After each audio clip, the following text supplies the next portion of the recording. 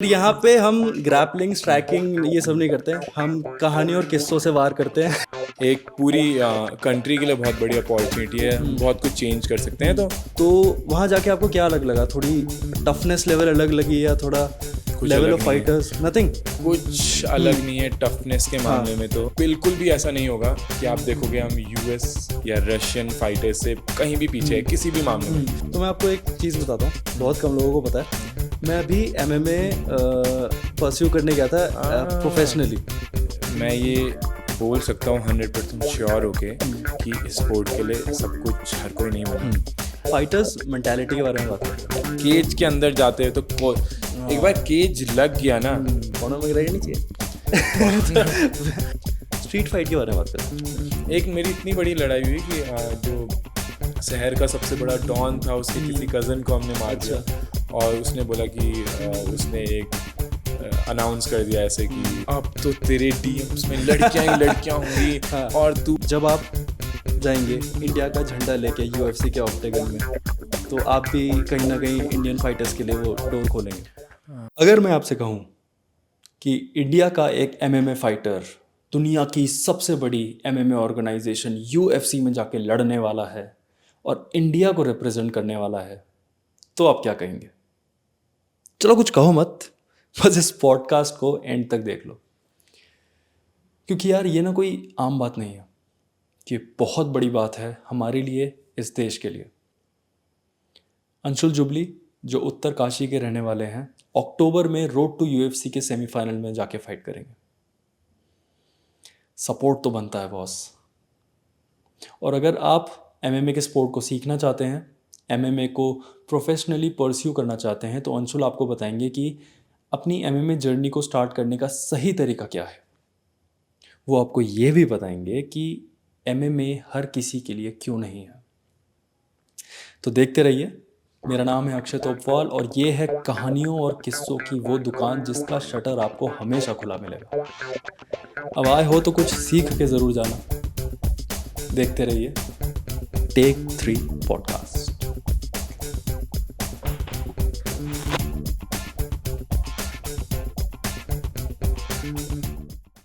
Please welcome the king of lions, Anshul Jubli. Thank you for having me Akshay.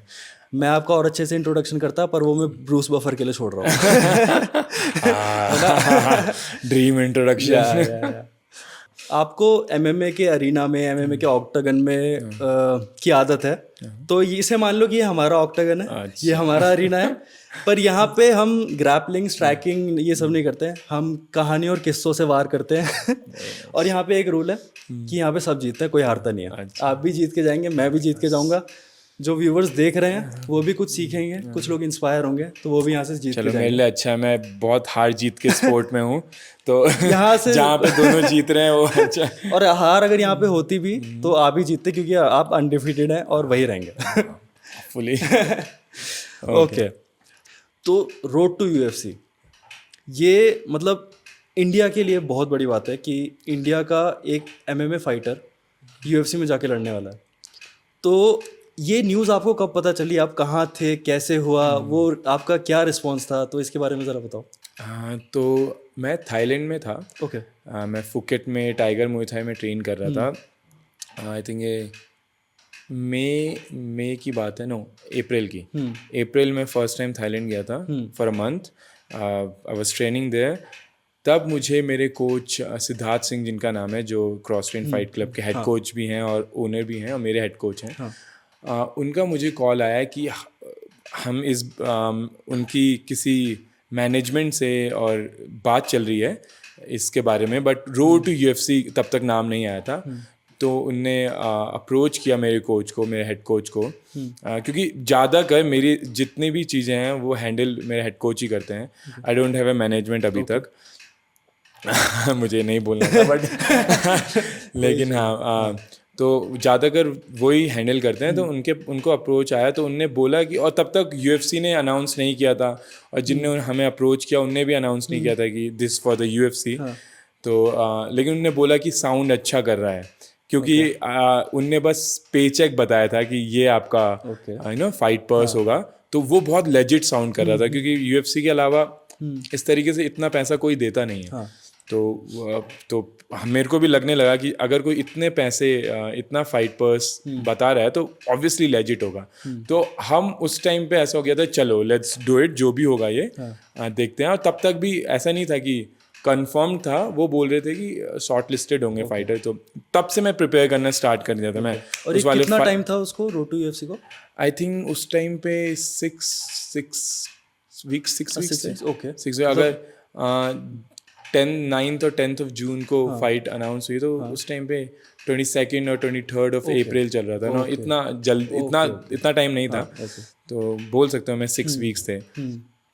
तो और ये 1 week के अंदर अंदर सब कुछ हो गया। यूएफसी ने अनाउंस किया। यूएफसी काम इस तरीके से करता है, वो प्रिपेयर करता है और उसके बाद ब्लास्ट करता है। वो इस तरीके से नहीं करता। आप किसी भी फाइट कार्ड को भी देखोगे जो यूएफसी लेट्स से 275 हो 278 हो कोई, वो पहले प्रिपेयर कर लेगा अपना सब कुछ और उसके बाद वो अपनी प्रोमो काट देगा, सब कुछ काट देगा। उसके बाद वो एकदम से बूम बूम बूम ब्लास्ट करेगा।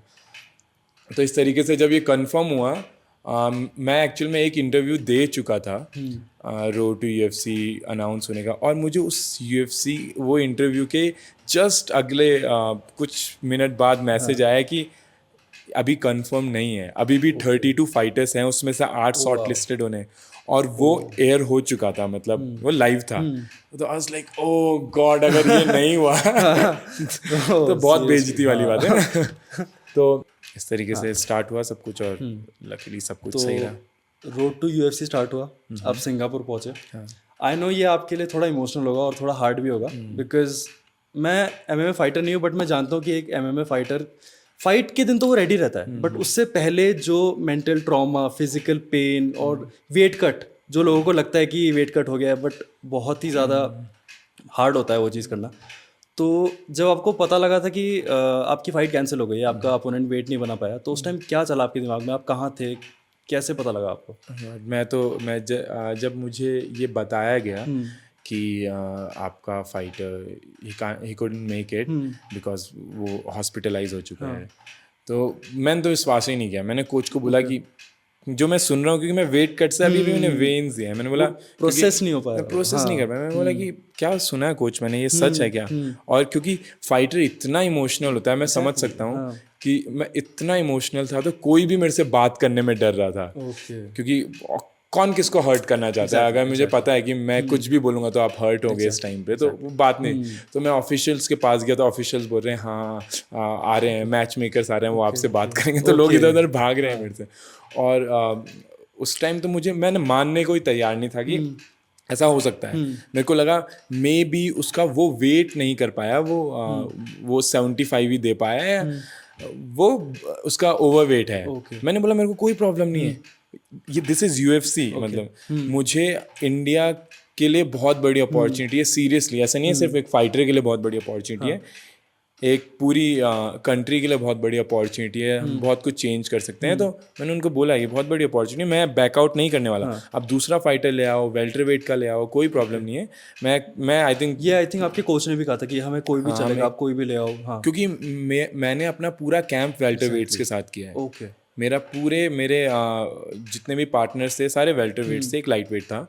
तो मेरे कुछ 5 ट्रेनिंग पार्टनर थे टाइगर मुay थाई में, तो मुझे कोई प्रॉब्लम नहीं थी क्योंकि मुझे पता है। और मैंने अच्छे से वेट काटा था, मैं रिकवर अच्छे से करता, मेरे को कोई इशू नहीं था। ये उस टाइम मेरे दिमाग में चल रहा था कि कोई बात नहीं, वेल्टर वेट देंगे, मैं खेल लूँगा।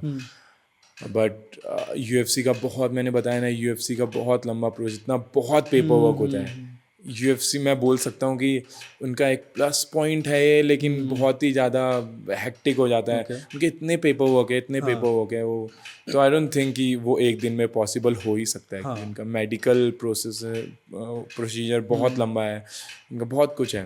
तो उन्हें इस तरीके से, तो जो एशिया हेड है, I think his name is Kevin और समथिंग, और मैच मेकर्स हैं जो पूरा इंटरनेशनल देखते हैं मैच मेकर्स, वो पर्सनली आए। दिस इज मतलब बहुत अच्छा है। बट मैं उस टाइम पे इतना इमोशनल था, आज लाइक मैं जो मैं एशिया हेड है उसको मैं बोल रहा था कि I don't care, just make it happen, I don't care. मैं कोच लाइक पीछे से चूटी काट रहा था, केयरफुल। बट या फिर मैंने रियलाइज किया धीरे धीरे कि अब कुछ नहीं हो सकता है, I have to accept it. काफ़ी इमोशनल था। तो आई थिंक मैं ये पहली बार बता रहा हूँ किसी को कि जब मैं अपने होटल गया, ऑब्वियसली मैंने वेट कट के टाइम पे आपकी बॉडी से, मेरे बॉडी से कुछ 4.5 लीटर्स वाटर गया था, बॉडी में बिल्कुल पानी था, तो मैं पानी पी रहा था धीरे धीरे। मेरे कोच को एक ट्रेनिंग के लिए जाना था। जब पता चल गया था फाइट नहीं है, तो हमने बोला कि कोच और मैंने डिसाइड किया कि चलो जितना हो सकता है हम ट्रेनिंग करते हैं, क्योंकि वर्ल्ड क्लास कोचेज़ हैं यहाँ पे, तो एक ट्रेनिंग सेशन जाते हैं, रोड टू UFC का एक इवेंट देखते हैं। But trust me, I don't know क्या हुआ, मुझे किसी डॉक्टर से पूछना पड़ेगा, बट मेरा बेड से उठा ही नहीं गया। मैंने कोच को बोला आप जाओ, मैं नीचे लंच के लिए जाऊँगा, और फिर मेरे को जाने का मन नहीं है। बट लिटरली मैंने कुछ नहीं खाया था। मैं लास्ट में मैंने 11 बजे रात को डिनर किया होगा, मॉर्निंग वेट हो गया था, क्योंकि मैं बेड से उठ नहीं पाया, मैं मूव ही नहीं कर पाया बिल्कुल भी, और मैं फ़ोन भी नहीं देख पा रहा था, कुछ भी नहीं। आई थिंक मुझे जितना लगता है कि मेरा एड्रेलिन इतना हाई था इतने महीनों से, वो एकदम से ड्रॉप हुआ है कि मेरे को पता लगा फाइट नहीं है। लाइक प्लस वेट कट भी था, तो मेरे को काफ़ी हार्ट ब्रोकन था वो। धीरे धीरे हार्ट ब्रोकन था। उसके बाद तो मेरे को लगने लगा था मैं बीमार तो नहीं हूँ, मेरे को कुछ हो तो नहीं गया। बट बाद में मैंने सोचा कि चलो क्या पता, जो होता है अच्छे के लिए। दिल बहलाने को गाली भी ख्याल अच्छा वाली बात है कि दिल बहलाओ किस तरीके से अपने आप को ट्राई करोगे। तो ये काफ़ी अपसेटिंग था। तो आप अपने फुकेट के एक्सपीरियंस के बारे में थोड़ा बताएंगे? मैंने सुना था वहाँ पे अलग नेशनैलिटी के फाइटर्स से थोड़ा ट्रेनिंग स्पार करने गए थे, तो वहाँ जाके आपको क्या अलग लगा? थोड़ी टफनेस लेवल अलग लगी, या थोड़ा लेवल ऑफ फाइटर्स? नथिंग, कुछ अलग नहीं है टफनेस के मामले में। तो हमारे रेसलर्स ओलंपिक मेडल जीत रहे हैं, मतलब ये तो बिल्कुल भी नहीं है कि वो जेनेटिक्स अलग हैं, जो ये पता नहीं किसने ये नैरेटिव बैठाया है कि वो जेनेटिक्स अलग हैं, वो ज़्यादा टफ हैं क्योंकि वो हॉर्स खाते हैं, तो वो कुछ अलग ऐसा बिल्कुल भी नहीं है, बिल्कुल भी नहीं है। ऑब्वियसली वहाँ का टेक्निक, सिस्टम, कोचेस, फैसिलिटीज़ बहुत अच्छी है, और पार्टनर्स बहुत ज़्यादा हैं, इसलिए वो हमसे अगर आगे हैं तो इस वजह से आगे हैं। ऑब्वियसली उनके कंट्री में काफ़ी पुराना भी हो गया है स्पोर्ट, हमारे कंट्री में काफ़ी नया है। जब मैं UFC खेलने लगूंगा और चैम्पियन बनूंगा, और भी चैम्पियंस आएंगे अलग अलग प्रमोशंस में, बड़े बड़े फाइटर्स होंगे, सीरियसली मेरे को बिल्कुल भी ऐसा नहीं होगा कि आप देखोगे हम US या रशियन फाइटर्स से कहीं भी पीछे है किसी भी मामले में। बस बात यह है कि ये स्पोर्ट फाइनेंशियली काफ़ी प्रॉब्लम आती है इसमें, क्योंकि अगर आपको अलग अलग जगह ट्रेन करना है, आपको फाइट कैंप में 2 महीने तक क्लीन खाना है, एकदम अच्छा खाना है, आपको एक न्यूट्रिशनिस्ट हायर करना है, आपको डाइटिशियन हायर करना है, आपको अलग अलग डिसिप्लिन के कोचेस हायर करने हैं अच्छे लेवल पे। जब आप प्रो, मैं एमेच्योर की बात नहीं कर रहा, जब आप प्रो में भी आप धीरे धीरे आप क्लाइम कर रहे हो ऊपर। जैसे अब मेरे स्ट्रेंथ एंड कंडीशनिंग कोच अलग है, मेरे जित्सु कोच अलग हैं, बॉक्सिंग कोच अलग हैं, और सब बेस्ट इंडिया के बेस्ट कोचेज़ हैं। जब मैं इस तरीके से इन कोचेस के साथ और ऐसे डाइटिशियंस के साथ वर्क करूँगा, तो मेरे को पैसा बहुत चाहिए, और मुझे अपने लिए भी चाहिए, अपनी मेरे न्यूट्रिशन और मेरे सप्लीमेंट्स के लिए भी। तो थोड़ा सा स्पोर्ट टफ है, और अगर आपको फैसिलिटी, आपके पास अच्छे स्पॉन्सर्स हैं, या फिर गवर्नमेंट आपको सपोर्ट कर रही है, तो ऑब्वियसली कितना ईजी हो जाता है। आपको फाइटर्स सबसे अच्छा परफॉर्म तब कर सकता है जब उसको सिर्फ उसका दिमाग में सिर्फ ट्रेनिंग और स्पारिंग, और जो प्रीवियस ट्रेनिंग है उसकी नेक्स्ट ट्रेनिंग है, और परफॉर्म उसके ये चल रहा हो, प्रीवियस ट्रेनिंग और नेक्स्ट ट्रेनिंग जब उसके दिमाग में चल रही हो, उसका परफॉर्मेंस सबसे अच्छा तब निकलेगा। मैं ये हमेशा बोलता हूँ, मेरे को जब भी एमेच्योर फाइटर्स से मैं बात करता हूँ, या फिर मैं अपने अपने को-वर्कर्स से बात करता हूँ, अपने प्रोफेशनल फाइटर्स से भी, मैं हमेशा बोलता हूँ कि हमें अपने आप पे प्राउड होना चाहिए। हमारी कंट्री में एक ब्लैक बेल्ट नहीं है, जुजुत्सु ब्लैक बेल्ट नहीं है जो कॉम्पिटिटिव ब्लैक बेल्ट हो, जिसने कभी ADCC में मेडल मारा हो, या फिर मतलब बहुत अच्छे हैं, जैसे मेरे कोच हैं वो ब्राउन बेल्ट है, वो बहुत मेडल में, बट स्टिल मतलब टॉप पे नहीं है कोई भी। इंडिया में एक भी जुजित्सु का वर्ल्ड रैंकिंग में नहीं है। कैसे होगा? क्योंकि हमारी कंट्री में बहुत नया है और हमारी कंट्री में ब्राज़ीलियंस, क्योंकि इतनी बोल सकते हैं गरीब कंट्री है हमारी, और गरीब तो नहीं है, अमीर बहुत अमीर है, गरीब बट इतने ऐसा नहीं है कि हम ब्राज़ीलियन और यूएस के कोचेस हायर कर सकते हैं और उनको पे कर सकते हैं। स्टिल हम यहाँ पे ट्रेन कर रहे हैं जहाँ पे एक मुay थाई कोच नहीं है, जहाँ पे एक भी ब्लैक बेल्ट नहीं है, और तब हम अगर यूएफसी में खेल के जीत रहे हैं और बड़े बड़े प्रमोशंस में वन चैम्पियनशिप हो या फिर ब्रेव हो, इन सब में हम खेल के जीत रहे हैं, तो हमें अपनी पीठ थपथपानी चाहिए और अपने पे प्राउड फील करना चाहिए। क्योंकि यूएस के पास सब कुछ है, हम यूएस जा रहे हैं, हम रशिया जा रहे हैं, वो तो वहीं पे है ना। अगर मैं यूएस में हूँ और मैं आँख खोल रहा हूँ, मेरे 2 किलोमीटर दूर अमेरिकन टॉप टीम है या एके है, और तो ऑब्वियसली मैं प्रिविलेज्ड हूँ। इस स्पोर्ट में तो मैं प्रिविलेज्ड हूँ और सब कुछ ज़्यादा इजी हो गया। और मुझे अब यूएस जाके ट्रेन करना है, अगर मुझे एमएमए में, यूएफसी में अच्छा करना है, तो अब मैं यूएस का वीज़ा नहीं मिलेगा मुझे, उसके लिए मुझे बहुत फाइट है, इतना स्ट्रगल है। उसके बाद भी अगर हम अच्छा कर रहे हैं तो सीरियसली, क्योंकि सक्सेस इससे डिफाइन नहीं होती कि आप कहाँ पे हो। अगर मैं एक ऐसे घर में पैदा हुआ हूँ जहाँ की नेटवर्थ थी 10 मिलियन और मैंने उसको 11 मिलियन बना दिया है, तो मेरे को नहीं लगता कि वो सक्सेस है। वो ज़्यादा बड़ी सक्सेस है कि मैं ज़ीरो से स्टार्ट करके मैं कहीं पे पहुँचा हूँ।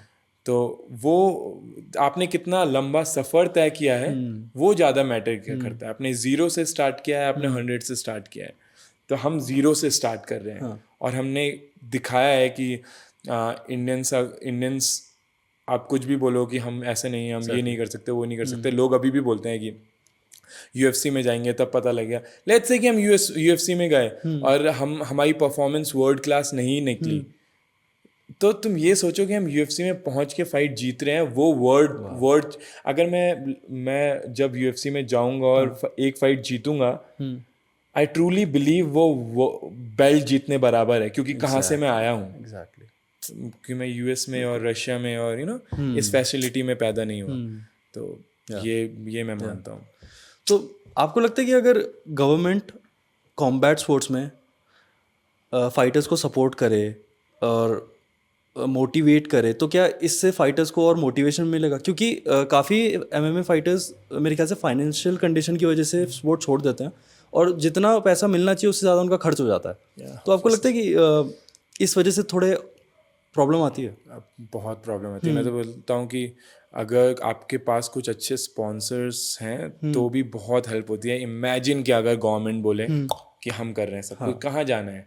थाईलैंड जाना है, यूएस जाना है, कहाँ ट्रेनिंग करना है? इमेजिन कि बजट जो हमें इंडियन क्रिकेट टीम को मिलता है, इमेजिन। मेरे को लगता है कोई भी एमएमए फाइटर फाइट करेगा। ये भी है। सीरियसली, अगर आप उतना पे करने लगोगे एमएमए फाइटर को जितना एक क्रिकेटर को पे करते हो, माय गॉड, ये क्रिकेट नहीं है यार। सीरियसली, मैं क्रिकेट का बट डू यू थिंक इस वजह से फाइटर मोटिवेट हो सकते हैं, या फिर ये कोई एक्सक्यूज नहीं है? क्योंकि सबसे ज्यादा मोटिवेट किसने किया, इंस्पायर किसने किया? कॉनर मैग्रेगर ने कैसे किया? उसने ये जो किया कि बहुत पैसा है यहाँ पे। देखो, एमएमए ग्रो इसलिए कर रहा है क्योंकि जो एमएफएन आया है, उससे पहले एसएफएल था। अब मैं और पवन भाई यूएफसी रोड टू यूएफसी में गए, वो देख रहे हैं कि जिस तरीके से आपको ट्रीट किया जाता है, जिस तरीके से पे किया जाता है, आप एक फाइट खेल के अगर एक कार अफोर्ड कर सकते हैं, तो ऑब्वियसली मैं अगर अपने आप को 5 साल पीछे ले जाऊं तो वो उस पर मैं यकीन भी नहीं करूँगा। तो अगर आपको लग रहा है कि अच्छा मैं फाइनेंशियली स्टेबल हो सकता हूँ, तो वो सबसे बड़ा मोटिवेशन है। पैसे से बड़ा मोटिवेशन कुछ नहीं है। आप कुछ भी बोलो, मैं तो साफ बोलता हूँ, पैसा मेरे लिए बहुत बड़ा मोटिवेशन है। ऑब्वियसली मैं एक फौजी का बेटा हूँ, तो पैसा मेरे लिए इतना मैटर नहीं करता। मेरे लिए ज़्यादा मैटर करता है कि कंट्री को रिप्रेजेंट करना और वो फर्स्ट बनना। मेरा ये हमेशा से था, कुछ भी करना है ना, वो दिखाना है कि मैं फर्स्ट हूँ जिसने मैं फर्स्ट इंडियन बनना चाहता हूँ जिसने यूएफसी बेल्ट जीती। अगर इमेजिन कि अगर गवर्नमेंट आपको स्पॉन्सर करने लगे जैसे रशिया करते हैं, यूएस भी नहीं करता। इससे रशिया क्या करती है, रशियंस बोलते हैं कि आपको ट्रेनिंग चाहिए, न्यूट्रिशन चाहिए, आपको वर्ल्ड क्लास कोचेस चाहिए, आपको स्टेरॉइड्स चाहिए आपको कुछ सब भी मिलेगा। चाहिए, गवर्नमेंट स्पॉन्सर करेगी। तो गवर्नमेंट ये नहीं देखती ना हमारा बजट इतना है, गवर्नमेंट के पास कुछ कितना बहुत पैसा है, मतलब वो चाहे तो वो बोलेंगे कि हम $1 बिलियन लगा रहे हैं 1 साल में, गवर्नमेंट है वो। तो अगर आप रेसलिंग में देखो कि क्या हो गया है, बजरंग पुनिया, रवि कुमार, ये इंडिया में कम ट्रेन कर रहे हैं, ये बाहर ज़्यादा ट्रेन कर रहे हैं। ये इनका कभी कैंप रशिया में लगता है, कभी यूएस में लगता है, कभी जर्मनी में लगता है। हम ऐसे ही तो मेडल जीतेंगे। हम अगर आप ऑब्वियसली लेट्स से कि आपने 100 फाइटर्स को इंटरनेशनल ट्रेनिंग दी और सब कुछ दिए, आप मेरे से गारंटी ले लो 10 मेडल आएंगे ही आएंगे। अगर आज से आप रेसलिंग के साथ सारे स्पोर्ट को इस तरीके से करते हो कि आपको हम स्पॉन्सर करने कहाँ जाना है, कोचेस से डिस्कस करो कि ये मेडल कैसे आएगा। मेरी ये कोशिश रहेगी कि अगर एमएमए इस तरीके से दिखेगा और लोग और इन्वॉल्व होंगे एमएमए में, गवर्नमेंट इन्वॉल्व होगी, तो ऑब्वियसली वो ध्यान देगी। क्रिकेट जितना नहीं दे, लेकिन देगी, और तब मैं बहुत अच्छा फील करूँगा कि मेरी वजह से, मैं ऐसे ब्रैग भी किया करूँगा और कि मेरी वजह से देखो फाइटर्स को, एमेच्योर फाइटर्स को कितना हेल्प मिला है। बदलाव कहीं से तो शुरू होगा। होना चाहिए। और क्योंकि ये मैंने कहीं पे सुना था उस टाइम पे, बड़ा लेम सा लगता था और बड़ा ऐसा लगता था, क्या बोलते हैं उसको, क्रिंज कि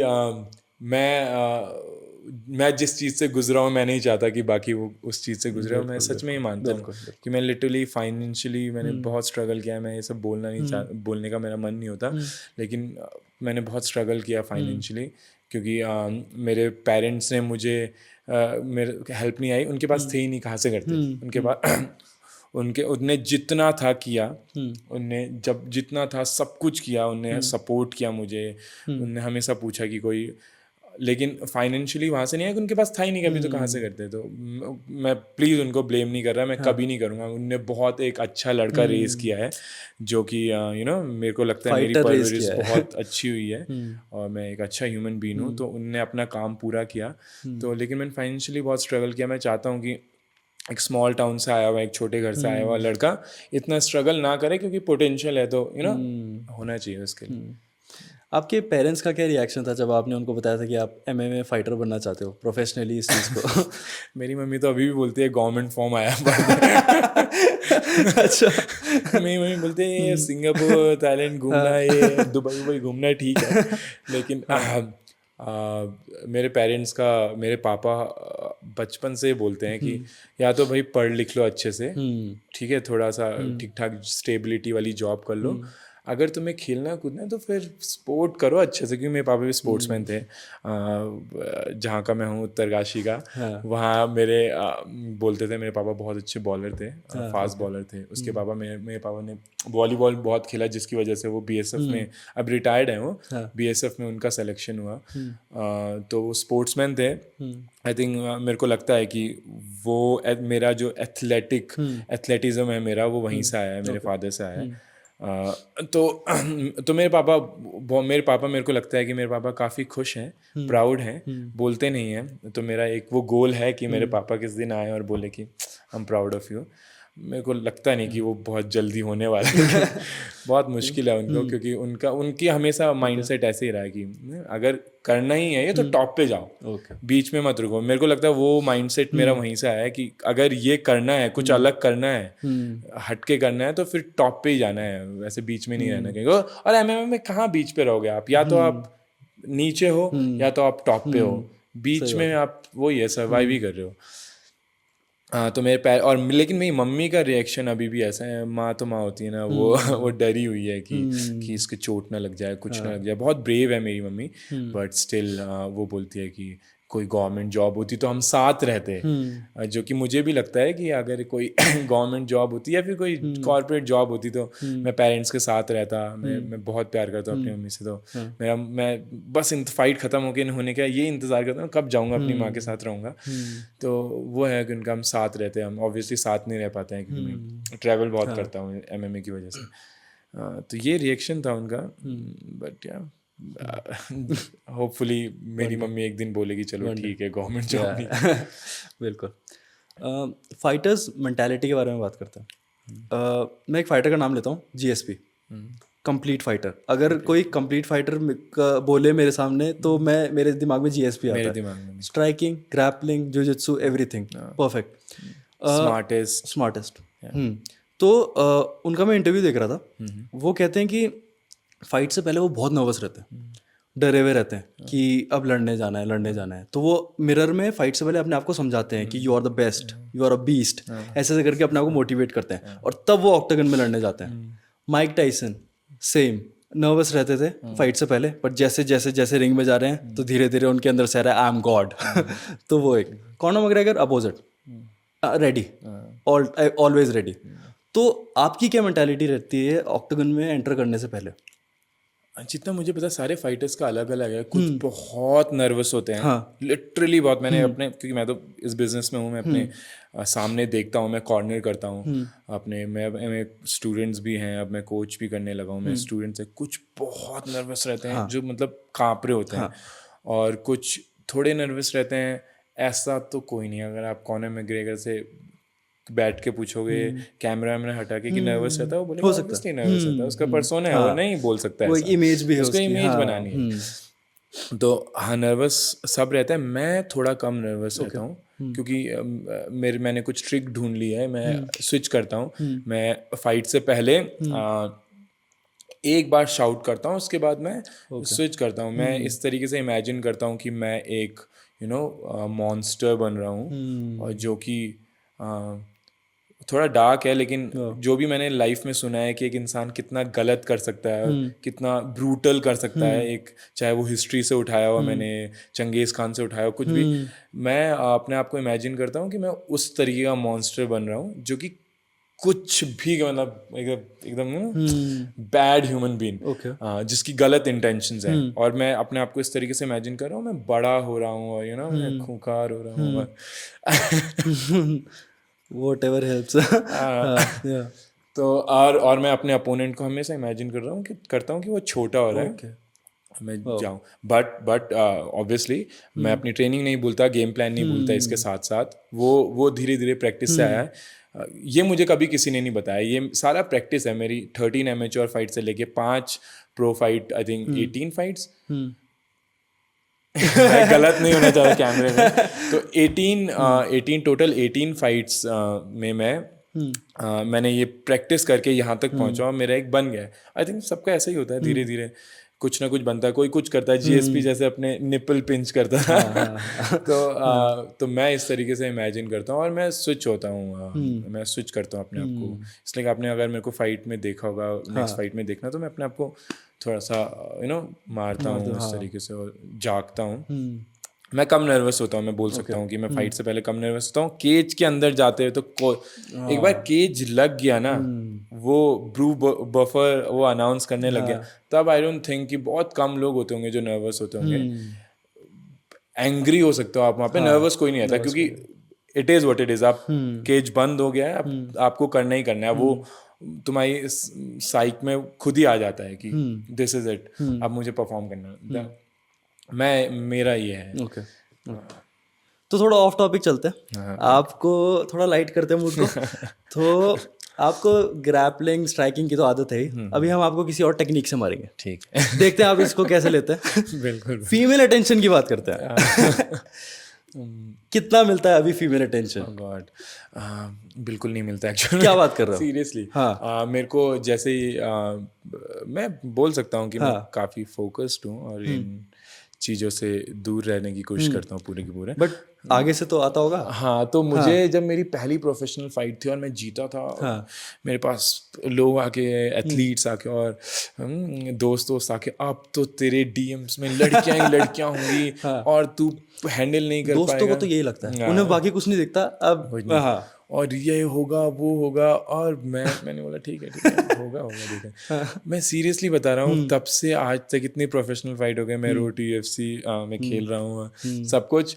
मैंने जब मैं ट्राई करता हूँ कि मैं ये बोलना चाहूँगा, अगर मैं किसी एस्पिरेंट एथलीट का रिप्लाई नहीं कर रहा हूँ तो सीरियसली मैं करना चाहता हूँ, मैं कर रहा हूँ, धीरे धीरे आपके पास पहुँच जाएगा। अगर उसको 2 महीने भी हो गए उस मैसेज को तो मैं आपको मैसेज करूँगा।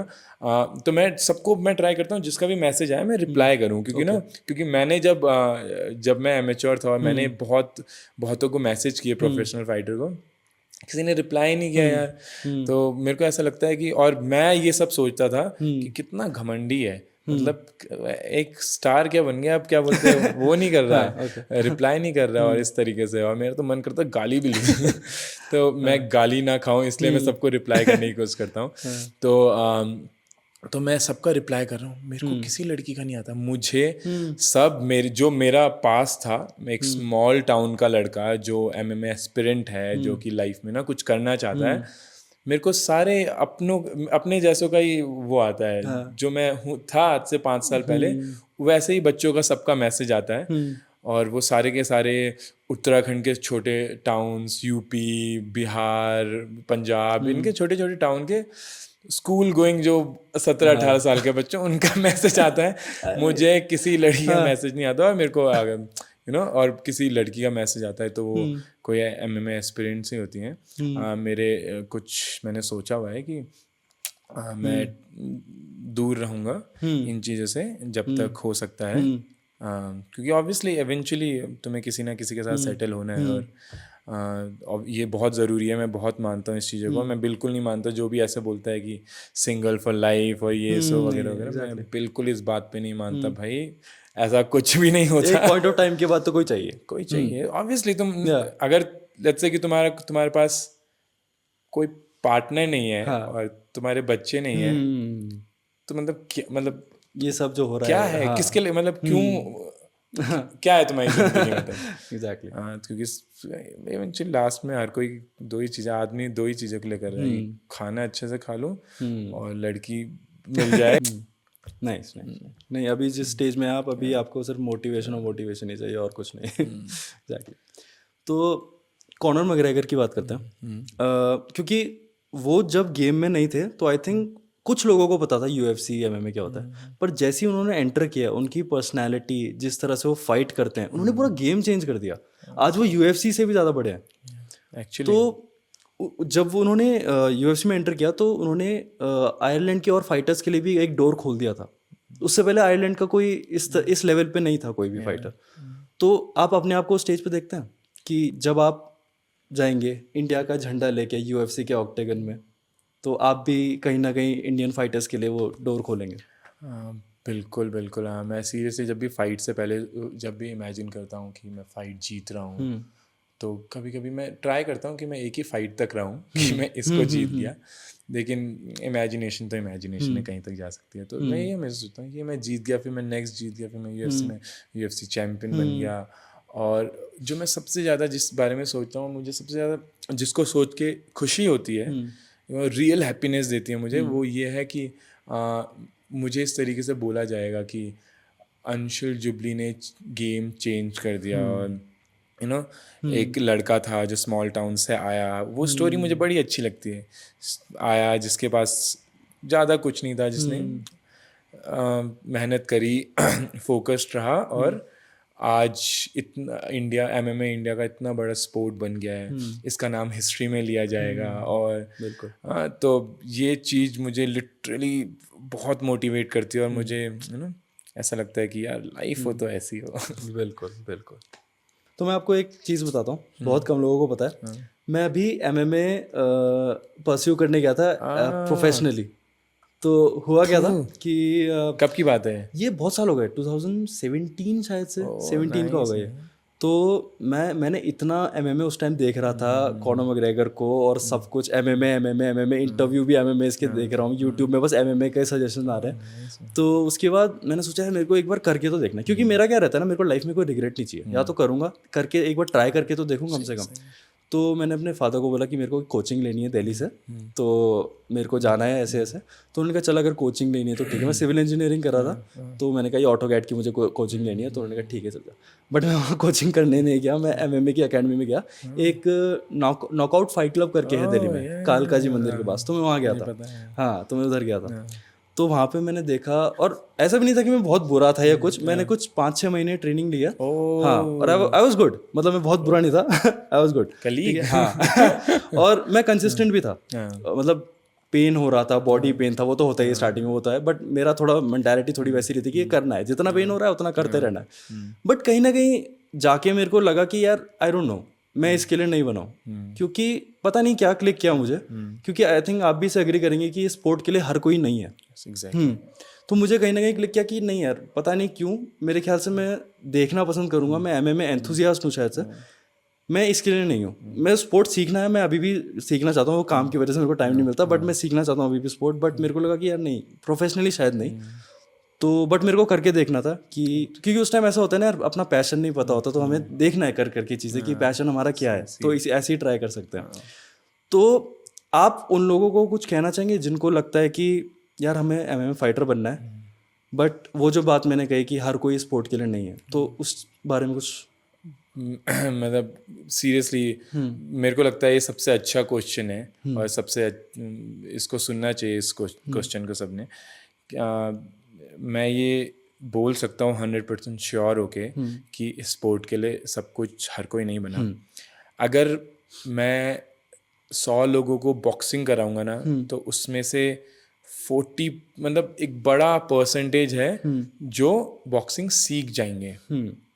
अगर मैं रेसलिंग कराऊंगा तो थोड़ा सा कम परसेंटेज है, लेट्स से बॉक्सिंग 50 थी तो रेसलिंग 20% आ जाएगा, इतना बड़ा गैप आके कि, क्योंकि आप रेसलिंग के लिए एक्सप्लोजिव होना बहुत ही ज़रूरी है, मतलब मस्ट है। आप सीख सकते हो लेकिन आप अच्छे लेवल पे नहीं पहुंच सकते रेसलिंग में। उसके बाद MMA में और कम हो जाता है ये परसेंटेज, क्योंकि आपकी बॉडी को स्ट्राइकिंग, जिजुत्सु और रेसलिंग, जो कि तीनों में आपका रिदम आपको चेंज करना पड़ेगा। स्ट्राइकिंग में ऑब्वियसली आप खड़े होके खेल रहे हो, तो आपकी जो एक्सप्लोजिवनेस है वो अलग तरीके से जाएगी, रेसलिंग में अलग तरीके से जाएगी, और जिजुत्सु में भी एक्सप्लोजिवनेस तो है ही, उसके साथ आपको एक तरीके से ज़ीरो एक्सप्लोजिवनेस के साथ भी आपको मूव करना आना चाहिए, जो कि बहुत मुश्किल है सीखना। इसलिए जो कि अच्छे रेसलर्स हैं, बॉक्सर्स हैं, जब वो MMA में आते हैं तो उनको सबसे ज़्यादा मुश्किल उसके साथ होती है, जिजुत्सु के साथ होती है, क्योंकि समझ में नहीं आता कि ये क्या चीज़ है। मतलब मैं बहुत एक्सप्लोर कर रहा हूँ, जान लगा रहा हूँ, और सामने वाला बिल्कुल भी नहीं लगा रहा, फिर भी ये मुझे सबमिट कर रहा है, डोमिनेट कर रहा है। वो अलग चेस है, उसको समझने के लिए। लेकिन मोटा मोटा मैं ये बोल सकता हूँ कि ये सब के लिए नहीं बना। अगर आपको MMA लगता है कि मुझे MMA करना है और मुझे प्रोफेशनली करना है, मुझे रोजी रोटी इससे कमानी है, तो प्लीज़ आप सीधे के सीधे दिल्ली मत आओ, बॉम्बे मत जाओ, बैंगलोर मत जाओ, बड़ी बड़ी सिटीज़ में मत जाओ, अपने होम टाउन को छोड़ के। अब दिल्ली बॉम्बे में तो अच्छी बात है, लेकिन ज़्यादातर बच्चे छोटे टाउन से आ रहे हैं। मैं जिम में हर 6 महीने में देखता हूँ कोई बच्चा आया जिसने बहुत ट्रेन करी, उसको रियलाइज़ हुआ कि नहीं है ये मेरे लिए, और फिर तो अगर आपको लगता है कि आप MMA करना है आपको, तो ये मत करो कि मैं कॉलेज दिल्ली में कर लूँगा और साइड बाय साइड MMA कर लूँगा, जो मुझे अच्छे से करनी है, कॉलेज तो मैं टाइम पास। ऐसा मत करो, अपने होम टाउन रहो।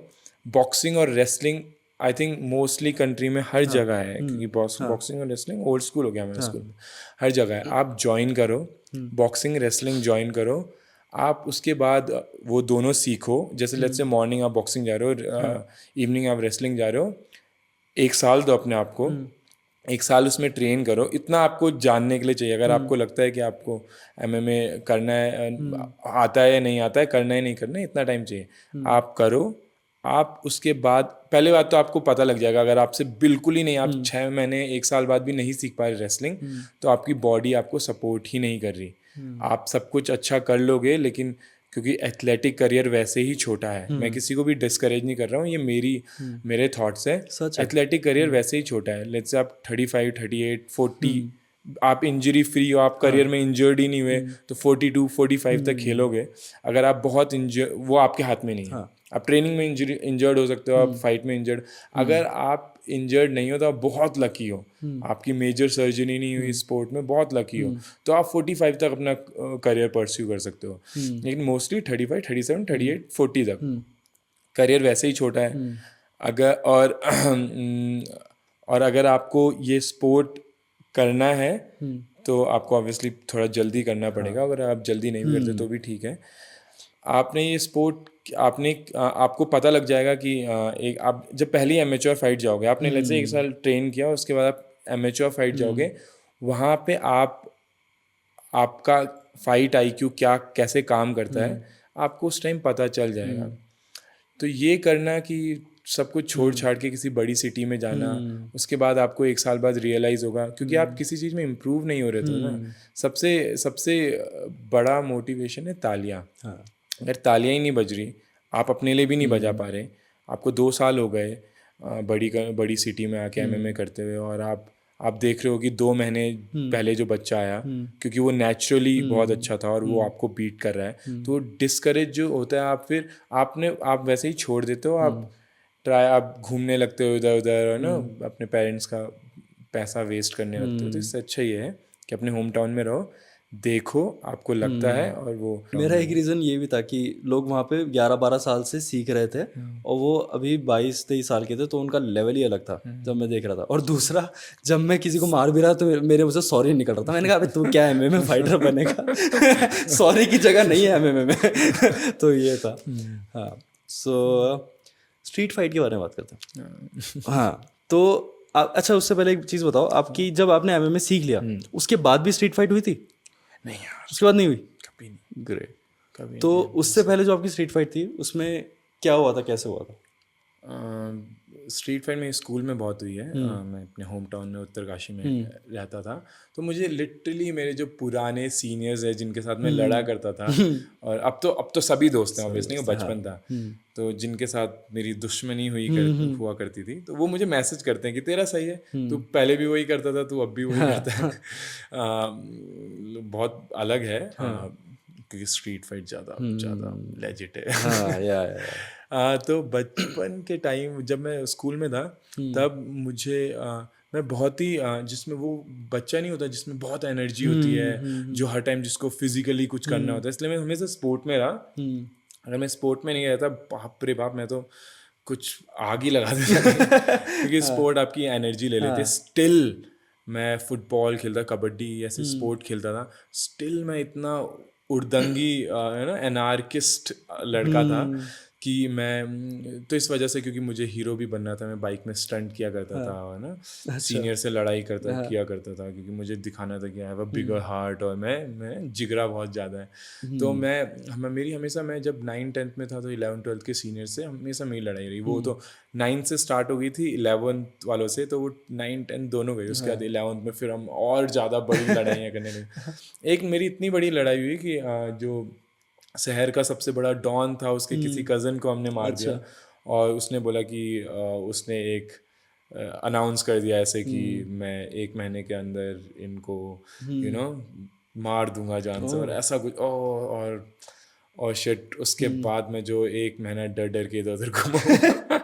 मतलब ऑब्वियसली तुम छोटे हो, तुम 16 साल के हो, ठीक है, और जिसपे मर्डर केसेस लगे हुए, और वो तुम्हें ढूंढ रहा है, गॉड, वो बहुत ही वैसा था। तो उसके बाद मैंने सोचा भाई ये तो मतलब कहीं पे ही पहुंच सकती है बात। बट हाँ, मैं लड़ता रहा बचपन में, लेकिन जब से मैंने MMA ज्वाइन किया, मैं सीरियसली बता रहा हूँ, तब से, क्योंकि MMA आपके अंदर कुछ छोड़ेगा ही नहीं लड़ने के लिए।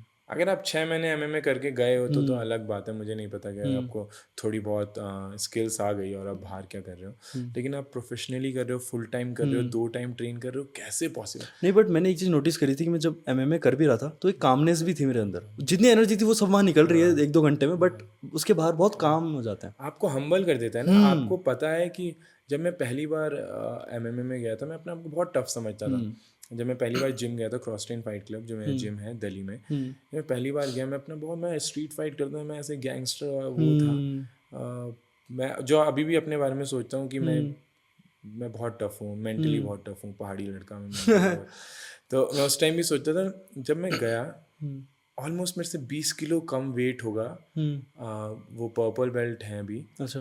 उनका नाम तरुण यादव है, बीस्टी है उनका नाम। तो मेरे को लगा ये चश्मा पहन के आया था ये तो अभी, इसको तो मैं छोड़ूंगा। उसने मुझे 10 बार टैप कराया होगा 5 मिनट के राउंड में, हंसते हंसते, हेल्पलेस। मतलब मुझे ऐसा लगा कि मेरे से 20 किलो कम का लड़का मुझे ऐसे कैसे हेल्पलेस फील करा रहा है। अगर वो उस टाइम पे मुझे गला घोट के मारना चाहता तो मार देता, और वो 1 मिनट के अंदर चाहता तो ये हो जाता। तो मैं इतना हम्बल हो गया उस दिन, मुझे ऐसा लगा शिट, मतलब मुझे ये तो सीखना है। मैं तो स्ट्रीट फाइटर हूँ, मेरे को ये सीखना है, मैं तो पता नहीं क्या। लेकिन जैसे जैसे आप स्पोर्ट करते जाओगे, आप धीरे धीरे वैसा कुछ नहीं करोगे, आप हम्बल हो जाओगे, आपको रियलाइज होगा कि वॉयलेंस आपके लिए एक्चुअली में क्या कर सकता है। वॉयलेंस जिनको पता नहीं है, जिनने कभी कोई कॉम्बैट स्पोर्ट नहीं पता किया वो, और हीरो बने रहते हैं ना बाहर, उनको पता भी नहीं। मैं बाहर हीरो नहीं बनता, मुझे पता है कि लोग अपने बेयर हैंड आपकी जान ले सकते हैं। इमेजिन अगर स्ट्रीट में कुछ पड़ा है तो इंसान की जान लेना कितना आसान है, एक इंसान को मारना बहुत आसान है। ये उसी को पता है जो कॉम्बैट स्पोर्ट करता है। तो जब आपको पता है ये, तो आप इतने हम्बल हो जाते हो कि भाई वॉयलेंस बहुत खतरनाक चीज़ है, क्योंकि मैं उससे हर रोज़ डील कर रहा हूँ। तो इसलिए आपको एक काम भी कर देता है, एक रिस्पॉन्सिबल भी बना देता है। इसलिए मुझे लगता है जो भी फाइटर, जो प्रोफेशनल फाइटर है, वो बाहर स्ट्रीट फाइट कर रहे हैं, वो बेवकूफ़ हैं एक नंबर के। क्योंकि आप ट्रेंड हो यार, ये एक तरह की पावर भी है। और इस पावर का गलत इस्तेमाल करना, क्योंकि इमेजिन मैंने कभी हिट नहीं लिया अपने हेड पे, चिन पे कभी हिट नहीं लिया, और आप रोज हिट कर रहे हो किसी को। उसने कभी हिट नहीं लिया, आपने हमेशा हिट किया। आप लिटरली जान से मारा जा सकता है, आप जान से मार सकते हो उसको। तो यू नो प्लीज़ ऐसा मत करो। अगर आप सोच रहे हो कि मैं फाइटर हूँ, अगर कोई चारा नहीं बचा, मैं अपनी किसी फीमेल फ्रेंड के साथ, बहन के साथ, और मॉम के साथ हूँ, और सामने दीवार है, मैं भाग भी नहीं सकता, कुछ नहीं कर सकता, वो आप वहाँ पे आप करो जहाँ पे ज़रूरत है, जहाँ पे इतनी ज़्यादा ज़रूरत है, वहाँ पे तो प्लीज़ करो, मारो। लेकिन हाँ, ज़्यादा ट्राई करना चाहिए, अवॉइड करना चाहिए, और फाइटर्स को तो स्पेशली अवॉइड करना चाहिए।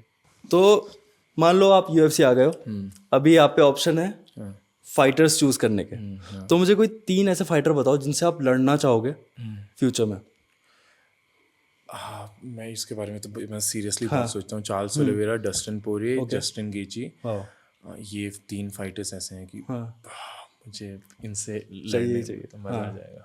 मतलब वो होता है ना कि मैं सोचूंगा कि सीरियसली ये मतलब I made for this sport, और यहाँ मुझे दिखाना है कि I made for this sport. तो ये 3 फाइटर ऐसे हैं। कॉनर मैकग्रेगर नहीं चाहिए?